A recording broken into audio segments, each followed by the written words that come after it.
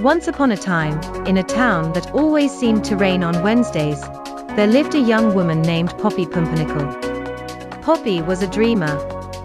She dreamed of sunny days, spontaneous adventures, and pancakes stacked as high as her head. But most of all, she dreamed of peace. However, peace was hard to find when your life was an ever-expanding to-do list.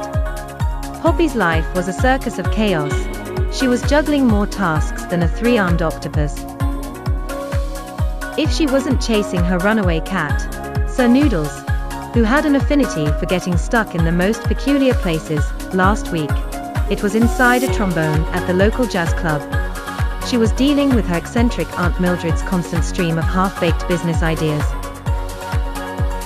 Poppy, darling, what do you think of a cafe where all the chairs are made of jelly?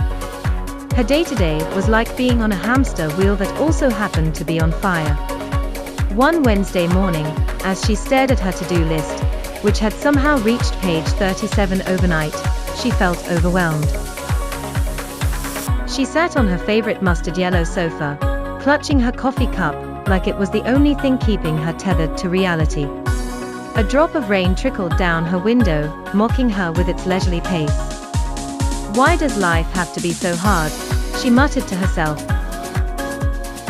And that's when she heard it, a tiny, raspy voice from the bottom of her coffee cup.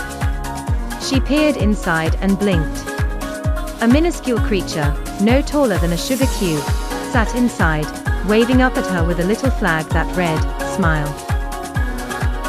"I'm Marvin the Mirth Sprite," it squeaked. "I hear you're in need of a bit of happiness."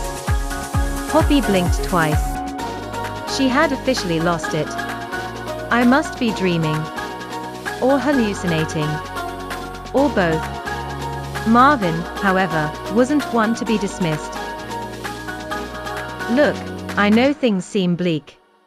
But sometimes, when the world feels like it's conspiring against you, that's exactly when you need to conspire right back."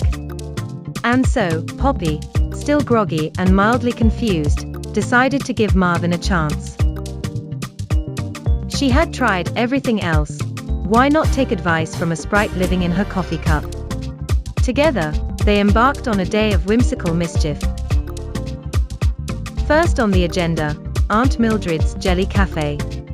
Armed with a bag of gummy bears and an inflatable raft, 4 reasons they would figure out later, they set off.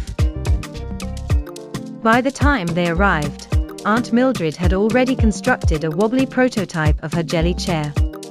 It was as ridiculous as it sounded, but Marvin whispered, "Sometimes, the ridiculous is exactly what the world needs." Poppy hesitantly sat in the jelly chair. It squeaked and jiggled, but surprisingly held firm. She burst out laughing. Aunt Mildred, seeing her niece's joy, clapped her hands together. "See? What did I tell you? Joy through wobble." Next, they visited the trombone at the jazz club. Sir Noodles was there, pawing at the instrument as if auditioning for the band. Marvin grinned and said, "What's life without a little music?" With a tiny zap of Sprite magic, he transformed the trombone into a dance floor just the size of Sir Noodles. The cat, as dignified as ever, performed what could only be described as a feline version of the tango.